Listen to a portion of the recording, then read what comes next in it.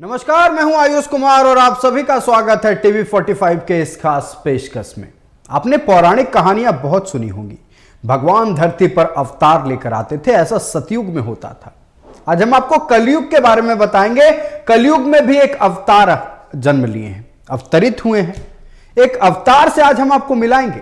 हम आपको जिससे मिलाने जा रहे हैं वह इंसान तो हो ही नहीं सकते। जितनी जिम्मेदारी उस शख्स पर है, उन जिम्मेदारियों के वहां के लिए वो देवता होना होगा, और देवता पृथ्वी पर तो अवतार लेकर ही आते हैं। तो कौन है ये अवतार, देखिए हमारे इस रिपोर्ट में। दिख रहे ये शख्स इंसान नहीं है। हमें शक है कि ये पृथ्वी पर अवतार है।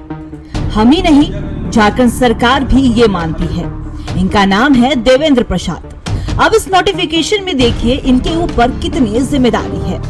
इनके पास 10-10 पद है और 6 कॉलेज में तो ये प्राचार्य भी है। उससे भी गजब कॉलेज अलग अलग जिलों में है। अब सारी जिम्मेदारी को एक इंसान निभा रहे हैं तो हुए ना ये अवतार। खैर, अब इस नोटिफिकेशन को भी देखिए। इनको निलंबित किया गया था, लेकिन निलंबन की जांच तो हुई ही नहीं। सिर्फ अव्यवेदन के आधार पर फिर से उसी पोस्ट पर बहाली हो गई। टीवी 45 के मासूम से सवाल, क्या देवेंद्र प्रसाद झारखंड सरकार की मजबूरी है? एक आदमी को 10-10 पद किस आधार पर? क्या सरकार के पास अधिकारियों की इतनी कमी है? सिर्फ अव्यवेदन के आधार पर वापस हो सकता है निलंबन। अलग अलग जिलों में 6 कॉलेज कैसे मैनेज करते हैं देवेंद्र प्रसाद? इन 6 कॉलेज की व्यवस्था क्या भगवान भरोसे है? इन 6 कॉलेज का सरकार ने कभी ऑडिट किया? इतनी जिम्मेदारी निभाने वाले देवेंद्र प्रसाद क्या सच में अवतार है? शिक्षक दिवस से ठीक पहले शिक्षा का ये हाल और देवेंद्र प्रसाद का कमाल बता रहा है कि हम लोग कितने बेबस हैं। रांची से टीवी 45 के लिए अभिषेक भारती की रिपोर्ट। हमने आपको दर्शन कराया ना कलयुग के अवतार से। ये इतने जिम्मेदार व्यक्ति हैं कि इनके पास 10-10 पद है और 6 कॉलेज के प्राचार्य हैं। अब विस्तार से भी हम आपको बताएंगे। हमारे सहयोगी अभिषेक लगातार हमारे साथ बने हुए हैं। अभिषेक, आज हमने कलयुग में एक अवतार का दर्शन किया है। अवतार का नाम है देवेंद्र प्रसाद।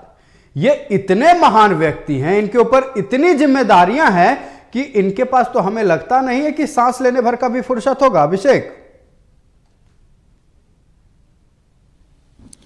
आयुष, सबसे पहले इस चीज को समझना होगा। देखिए, प्राचार्य कितना महत्वपूर्ण पोस्ट होता है, आप समझिए। प्राचार्य के ऊपर जिम्मेदारी होती है। सारा एकेडमिक्स प्राचार्य के ऊपर होता है।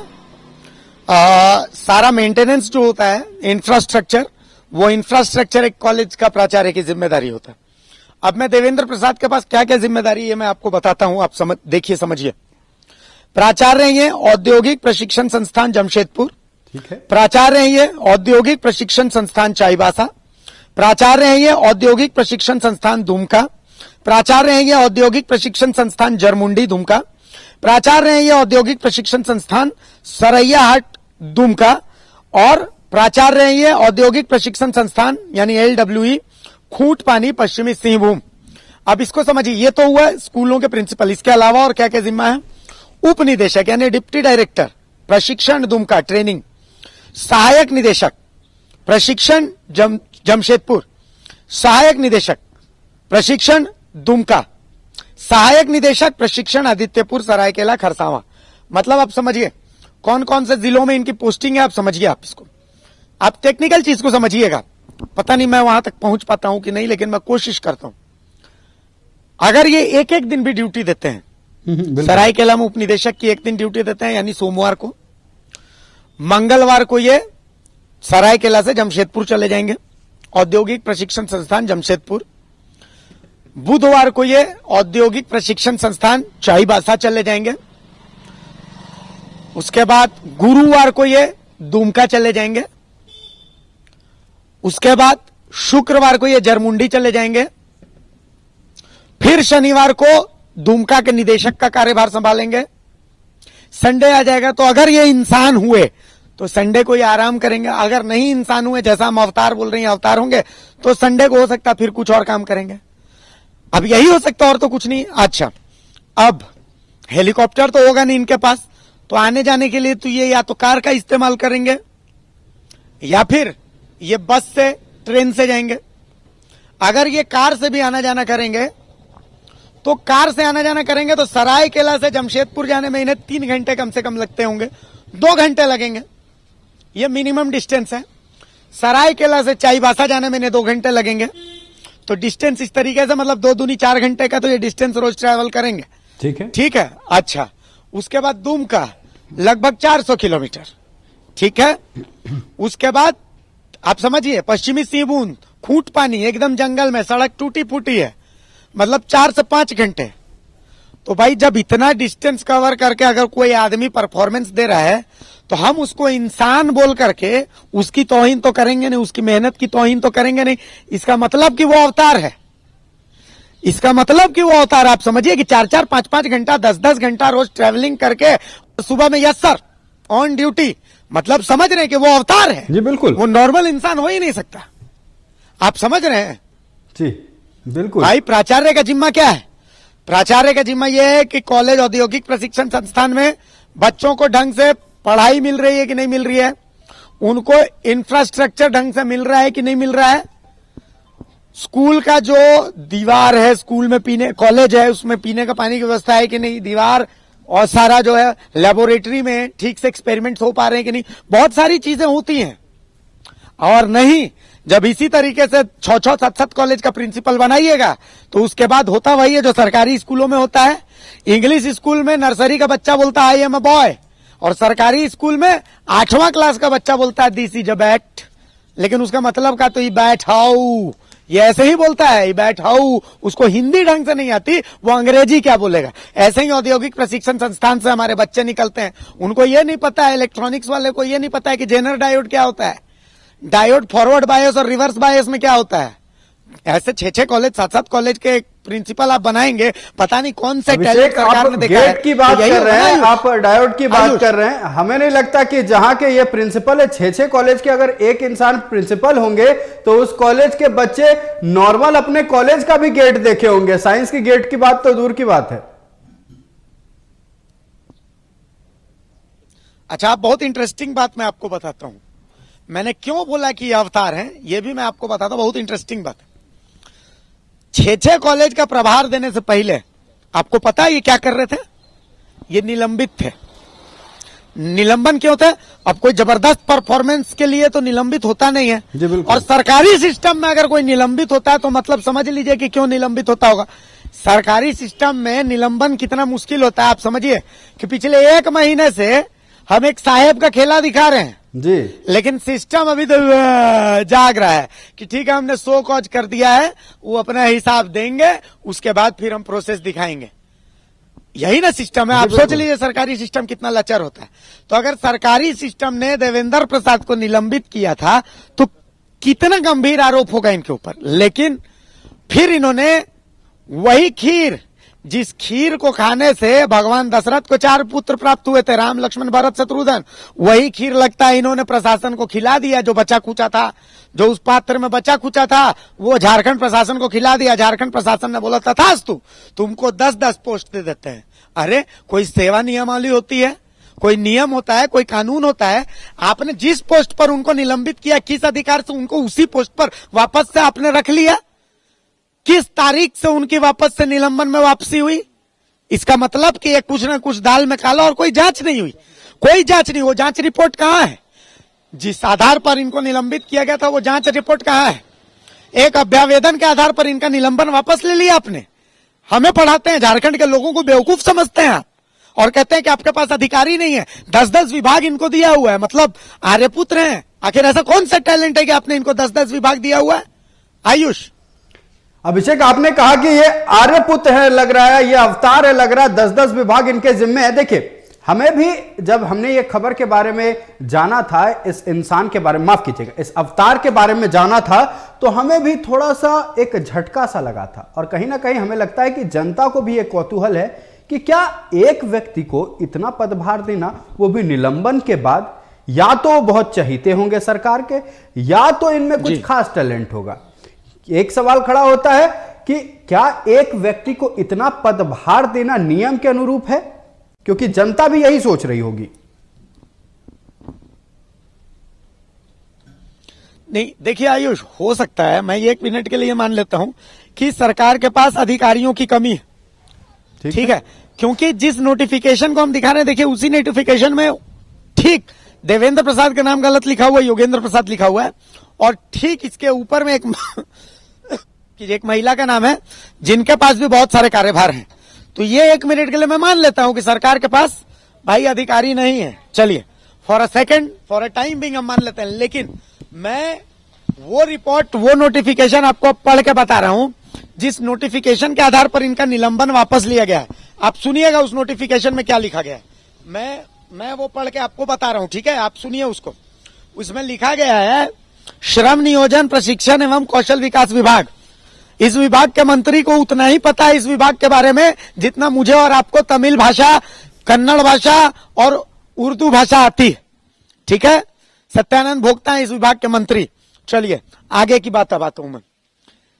मंत्री जी फिलहाल व्यस्त हैं डुमरी में चुनाव प्रचार के लिए, लेकिन इसमें लिखा गया है 24/8/2023 का ये नोटिफिकेशन है कि श्री देवेंद्र प्रसाद, सहायक निदेशक प्रशिक्षण जमशेदपुर, संप्रति यानी फिलहाल निलंबित मुख्यालय उप निदेशक का कार्यालय दुमका को, मतलब ठीक है, उनके अभ्यावेदन पर हम आपको रोकना चाहेंगे। अभिषेक, हमारे साथ फोन लाइन पर खुद देवेंद्र प्रसाद जुड़ चुके हैं। आपका बहुत बहुत स्वागत है टीवी 45 में देवेंद्र प्रसाद जी।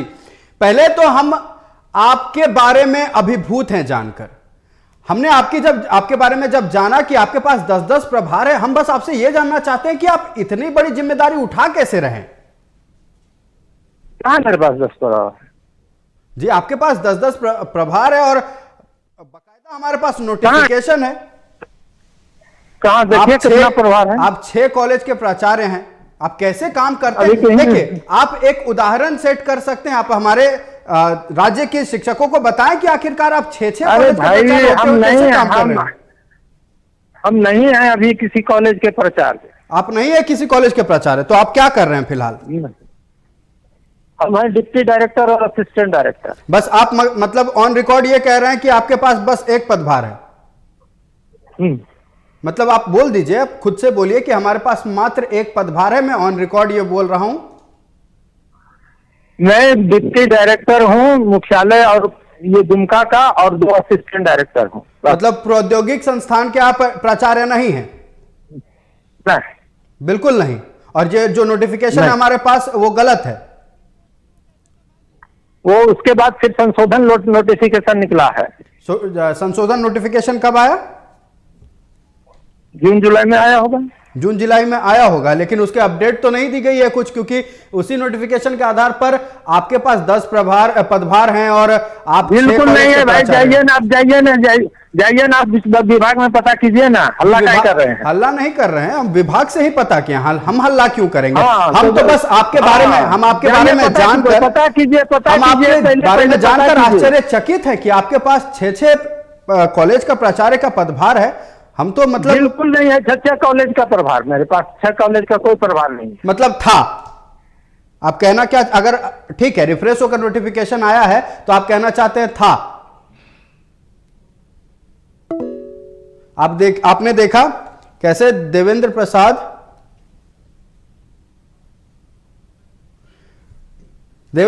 जी ने किस तरह से पल्ला झाड़ा, आपने देख लिया। सिर्फ एक लफ्ज में कह रहे हैं कि मेरे पास सिर्फ एक पदभार है, डिप्टी डायरेक्टर है मुख्यालय के।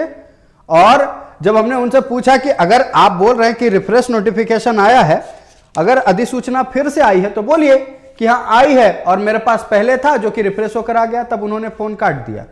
आप समझ सकते हैं कि अवतार जो है ये आम जनता से बात कर सकता, ये जो अवतार है देवेंद्र प्रसाद, ये आम जनता से बात नहीं करते हैं। हमारे साथ हमारे सहयोगी अभिषेक भारती लगातार बने हुए। अभिषेक भारती जी, हम देवेंद्र प्रसाद से बात करने की कोशिश की, उन्होंने कहा कि मेरे पास बस एक पदभार है। हम बोले ठीक है, कोई बात नहीं, आप शायद सच कह रहे होंगे। हमने बोला कि नोटिफिकेशन जो है उसमें तो दिखाया गया कि आपके पास 10 पदभार है।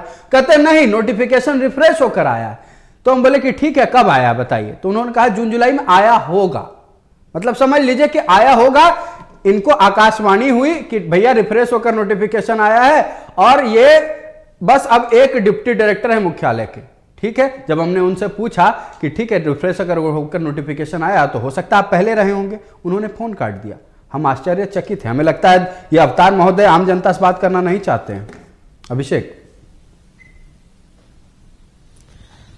मैं तो चलिए मैं 1 मिनट के लिए मान लेता हूं एक नोटिफिकेशन आया होगा, जो चूंकि मैं पूरा शिक्षा विभाग घूमा, इस बारे में कोई बात ही नहीं करना चाहता, इस बारे में कोई बात ही नहीं करना चाहता। खैर चलिए 1 मिनट के लिए मैं मान लेता हूं कि नोटिफिकेशन ऐसा कोई आया भी होगा। उप निदेशक भी ये कैसे हो सकते हैं? किस आधार पर? एक अभ्यावेदन के आधार पर ये उप निदेशक हैं, डिप्टी डायरेक्टर हैं? कैसे हो सकते हैं? जिनका निलंबन था सिर्फ एक अभ्यावेदन के आधार पर, उनका निलंबन को वापस ले लिया गया। इनके निलंबन को कैसे वापस लिया गया और निलंबन के बाद वापस से वही पोस्ट? ये हम तो किस वही जांच सवाल कर रहे थे। किस जांच के आधार पर इनको वापस निलंबन लिया गया? अभिषेक, हमने जब उनसे सवाल किया तो कहते हैं हल्ला मत कीजिए, जाके पता कीजिए। हमने विभाग से ही पता किया है, तो कहते हैं कि जाइए हल्ला मत कीजिए। अब हम तो हल्ला कर रहे हैं, आप भी हल्ला कर रहे हैं। अब यही हल्ला करना है, ये क्या करेंगे? यही हमारा प्रोफेशन है। चौथा खंबा हल्ला करता है तभी बाकी 3 खंबे हिलते हैं, वरना तो इनको ये धुरझार हो चुके हैं। हमारे गांव में एक धुरझार होता है जी। धुरझार का काम क्या होता है कि वो जब गिर जाता है तो उसके बाद धूर झाड़ता है और उसके बाद वापस से बदमाशी करने लगता है, तो उसको धुरझार कहते हैं। तो ये सिस्टम ये पूरा धुरझार बन चुका है, ठीक है। लेकिन हम तो भैया धूर झाड़ते रहेंगे, हल्ला कर करके धूर झाड़ते रहेंगे। हमारा काम है हल्ला करना, हमारा हल्ला करना उनको बुरा लग रहा है तो कान में रुइया लगाएं, ठेपी लगाएं। लेकिन हम तो पूछेंगे कि भैया आप उप निदेशक जो है, डिप्टी डायरेक्टर भी हो, कैसे हो सकते हैं आप डिप्टी डायरेक्टर भी? जिस पोस्ट से आपको निलंबित किया गया, एक बार जब आप निलंबित हो चुके हैं तो फिर एक जांच रिपोर्ट बनती है। जी बिल्कुल। उस जांच रिपोर्ट के आधार पर तय होता है कि आपके ऊपर कार्रवाई होनी चाहिए कि नहीं होनी चाहिए। वो जांच रिपोर्ट कहाँ है?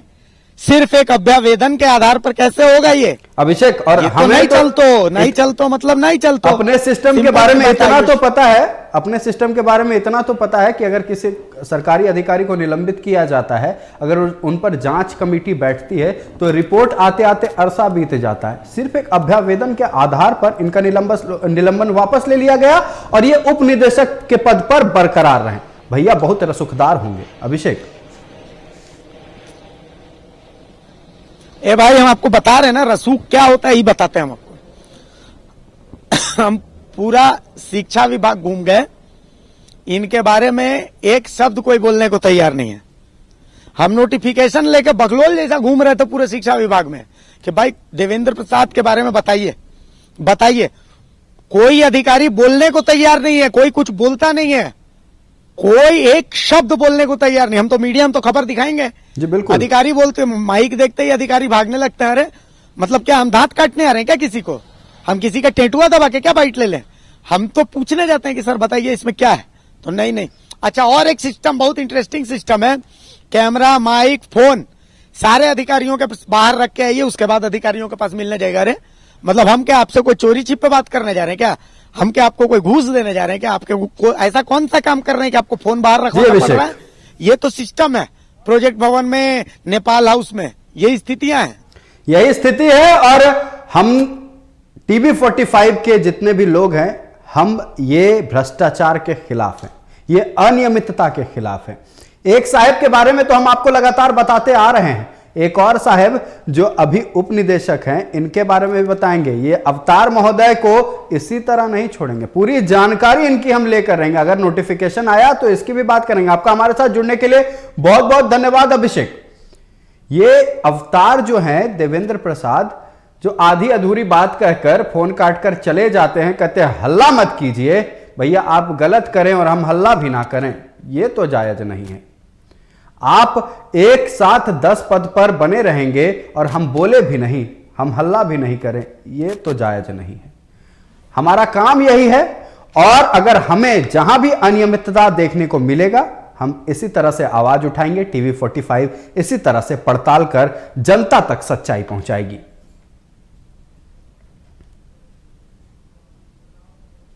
अब झारखंड है, झारखंड की राजधानी रांची में ऐसा नहीं है कि सिर्फ एक जगह पर अनियमितता हो रही है। चलिए एक और खबर के बारे में आपको बताते हैं। झारखंड रक्षा शक्ति विश्वविद्यालय के 7 थर्ड ग्रेड कॉन्ट्रैक्ट कर्मियों को विश्वविद्यालय ने बिना कारण बताए हटा दिया।